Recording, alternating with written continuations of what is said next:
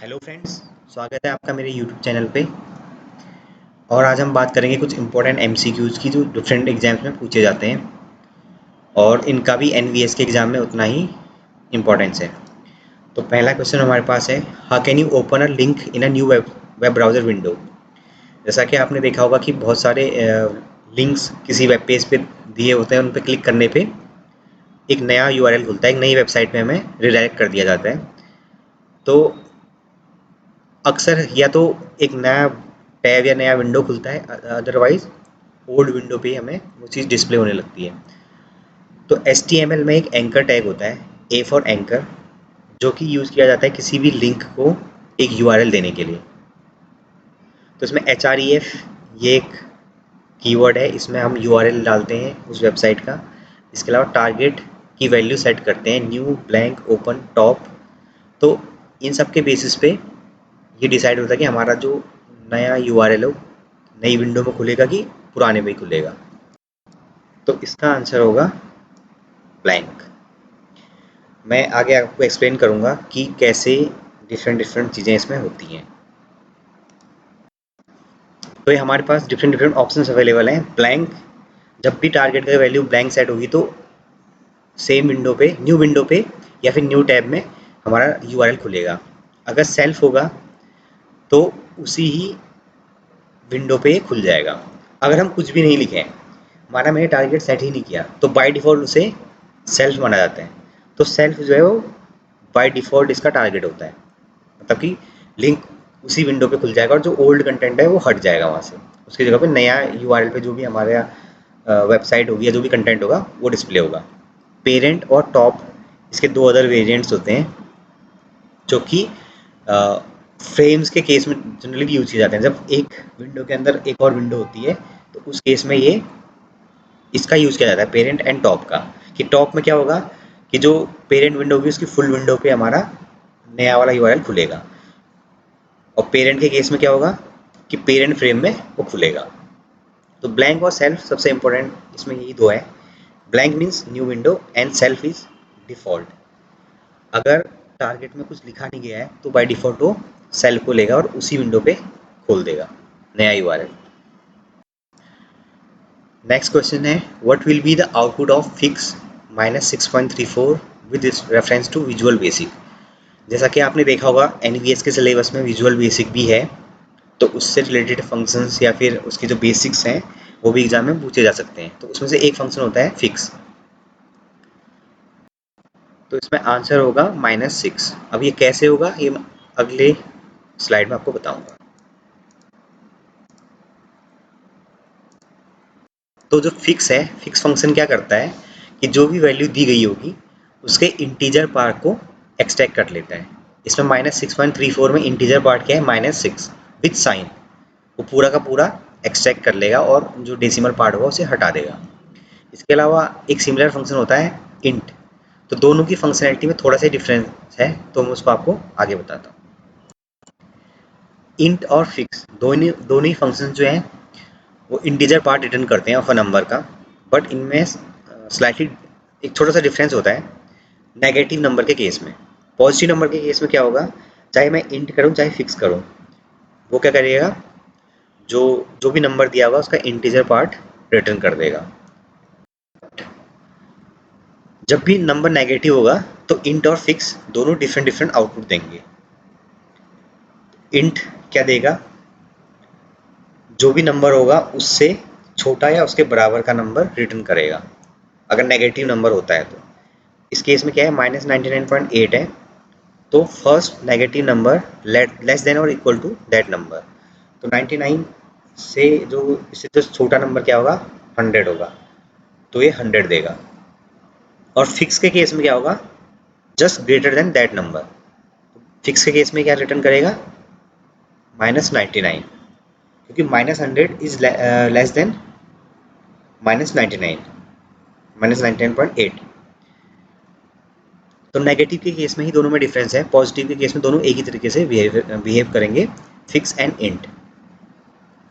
इसको याद रखना ज़रूरी है कि जो फिक्स है वो वैल्यू को ग्रेटर देन और इक्वल टू दैट नंबर करेगा, यानी कि -99.8 है तो 99.8 से बड़ा नंबर क्या होगा 99, first integer after that number. अब कुछ और इसमें मैथ्स फंक्शंस देख लेते हैं। ये भी मैथ्स का ही फंक्शन था, फिक्स एंड इंट। इसके अलावा एक होता है एबीएस, एब्सोल्यूट। ये क्या करता है, जो भी इसमें नंबर पास किया जाएगा उसकी एब्सोल्यूट वैल्यू को रिटर्न कर देगा। यानी कि अगर मैं इसमें नेगेटिव या पॉजिटिव कुछ भी करूँ तो उसकी जो एब्सोल्यूट वैल्यू होगी वो देगा। पॉजिटिव के केस में तो एब्सोल्यूट वैल्यू वही होगी, बट नेगेटिव के केस में क्या होगा, नेगेटिव साइन को हटा के देगा। इस तरीके से उसका मैग्नीट्यूड ये बताएगा विदाउट साइन, उस नंबर का क्या मैग्नीट्यूड है। जैसे कि एग्जांपल है dim number one as integer. तो एक और चीज़ इसमें जानने लायक है कि डिम या डायमेंशन एक कीवर्ड होता है विजुअल बेसिक में, जिसका यूज़ किया जाता है कोई भी वेरिएबल डिक्लेयर करने के लिए। तो इसके दो तरीके हो सकते हैं। या तो अगर हमें उस वेरिएबल का डेटा टाइप पहले से पता है तो हम क्या कह सकते हैं कि dim number one as integer, क्योंकि मुझे नम वन की वैल्यू पता है कि वो इंटीजर है, तो मैंने इसमें पहले से ही उसको असाइन कर दिया कि ये इंटीजर लेगा। लेकिन अगर मेरे को पता नहीं कि उसकी वैल्यू इंटीजर है कि फ्लोट है कि डेसिमल है, तो मैं उस केस में क्या करूँगा, बस उसको डिक्लेयर कर दूंगा डिम नम वन। जब जब भी इसके अंदर वैल्यू पास की जाएगी तो उसके बेसिस पे डिटरमाइन होगा कि ये नंबर का डेटा टाइप क्या रहेगा। तो डिम कीवर्ड का यूज़ किया जाता है वेरिएबल डिक्लेयर करने के लिए इन विजुअल बेसिक। ये चीज़ आपको याद रखनी है। और दूसरा ये एबीएस फंक्शन एब्सोल्यूट वैल्यू को रिटर्न करेगा। बेसिकली नेगेटिव नंबर अगर पास करेंगे तो उसका साइन हटा के ये हमें रिटर्न करेगा जो भी वैल्यू होगी। उसके अलावा इंट और फिक्स का आपने देख ही लिया कि क्या डिफरेंस है दोनों में। दोनों सिमिलर ही हैं बट थोड़ा सा डिफरेंस है। डिफरेंस तब आता है जब नंबर नेगेटिव होता है। दोनों ही डेसिमल पार्ट को ट्रंकेट करके सिर्फ जो उसकी इंटीजर वैल्यू होती है वो रिटर्न करते हैं, बट नेगेटिव के केस में डिफरेंटली बिहेव करते हैं। एग्जाम्पल के थ्रू आप इसको ध्यान में रख लेना कि कैसे कौन सी वैल्यू रिटर्न हो रही है।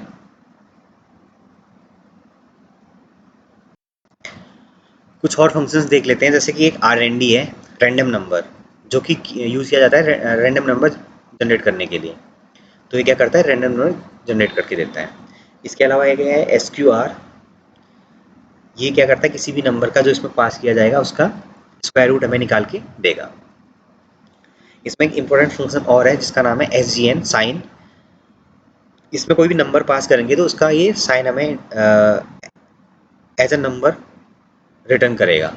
अगर वो नंबर नेगेटिव है तो ये -1 रिटर्न करेगा। अगर एस जी एन -10 करूँ तो इसका आउटपुट आएगा -1। अगर नंबर 0 है तो ये 0 रिटर्न करेगा। अगर नंबर पॉजिटिव है, मैंने अगर लिखा एस जी एन 100, तो ये क्या रिटर्न करेगा, 1 रिटर्न करेगा। मीन्स जीरो, जीरो से अगर छोटी संख्या होगी तो -1, और जीरो से अगर बड़ी संख्या होती है +1। ये इसका रिटर्न रहेगा, रिटर्न वैल्यू रहेगी। ये तीनों भी आप देख सकते हैं फंक्शंस। अगला क्वेश्चन है क्रॉस साइट स्क्रिप्टिंग के बारे में, कि एक सिक्योरिटी वल्नरेबिलिटी है तो इसका जो कि वेब एप्लीकेशंस में जनरली फाउंड होती है। तो इसका फुल फॉर्म क्या होता है।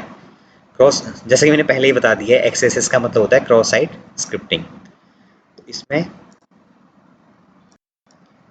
इसका जो सही आंसर होगा वो होगा cross site scripting. XSS stands for cross site scripting. Generally क्या होता है, जो भी अटैकर होता है वो कुछ स्क्रिप्ट लिख के जावा, जो जनरली जावा स्क्रिप्ट में लिखी जाती है, किसी लेजिटिमेट प्रोग्राम में इंसर्ट कर देता है। तो जब यूज़र उस पर क्लिक करता है तो कोई मेलिशियस कोड एग्जीक्यूट हो जाता है। तो ये एक तरीके से वेब एप्लीकेशन की वल्नरेबिलिटी होती है, सिक्योरिटी वल्नरेबिलिटी।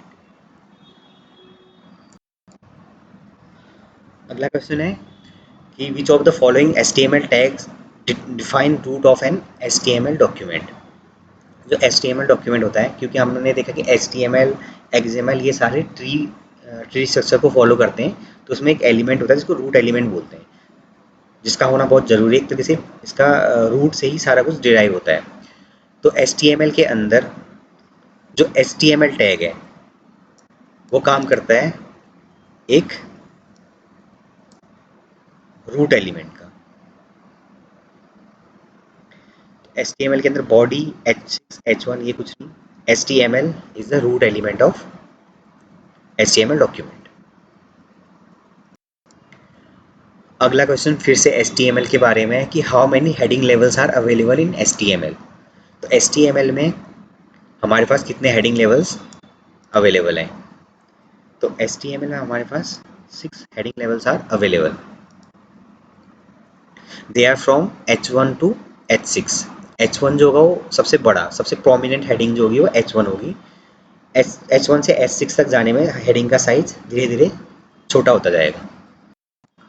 तो जैसा कि आप देख सकते हैं, हेडिंग 1 यानी H1 सबसे बड़ा, H2, H3, H4, H5 then H6। So there are 6 heading levels in HTML. H1 is the largest and H6 is the smallest. अगला क्वेश्चन HTML से XML से रिलेटेड है। तो ये पूछ रहा है कि जो नेम कन्फ्लिक्ट्स होते हैं इन XML, वो कौन सा मेथड होती है जिसके द्वारा इसे दूर किया जा सकता है, मतलब अवॉइड किया जा सकता है। तो XML में क्या होता है कि जो टैग्स होते हैं वो डेवलपर खुद से ही लिखता है। तो इसमें क्या है कि हो सकता है कि वो एक ही टैग को दो दो बार लिख दे। सपोज मेरे को एड्रेस लिखना है अपने दो अलग अलग फ्रेंड्स का, तो मैं एड्रेस, एक फ्रेंड का एड्रेस और दूसरे एड्रेस में भी उस फ्रेंड का एड्रेस लिख देता हूँ।